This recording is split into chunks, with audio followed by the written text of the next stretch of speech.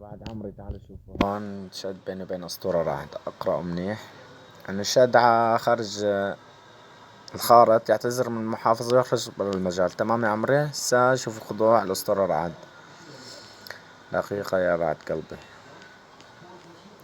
فرجيكم اياه بعدين نفتح المايك الخضوع تبعه. ايوه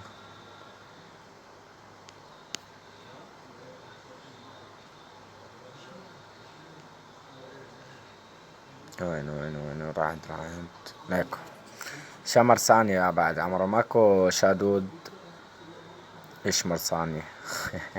تعال اسمعوا أول خضوع.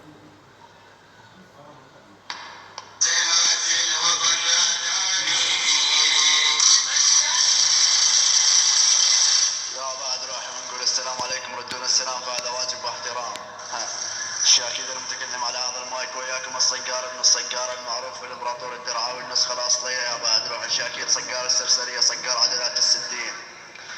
ويا بعد روح الليلة نجيكم بتحكيم ما بين الأبطال، البطل ابن البطل رعد الأسطورة رعد يا بعد روحي، والبطل ابن البطل الأزهر والقلموني يا بعد روحي، والشاكيد تم خضوع الأسطورة رعد اليد الوثن ابن البطل الأزهر القلموني يا بعد روحي. وسبب الخضوع الأسطورة رعد بدر المايك يا بعد روحي، وزت ثانية يا بعد روحي الشاكيد هاي خضوع.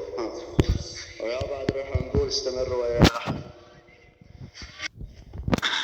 طبعا يا بعد السلام على مريض والسلام.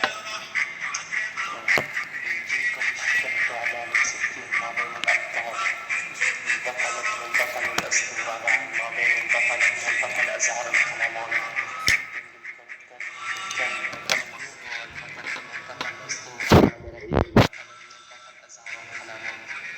سبب الخطوة يا بعد روح الأسطورة رعد أربع المايك على الثانية قادم معروف دكتور المايك خضوع. بدكم تبقى الخطوة وانتهى الموضوع.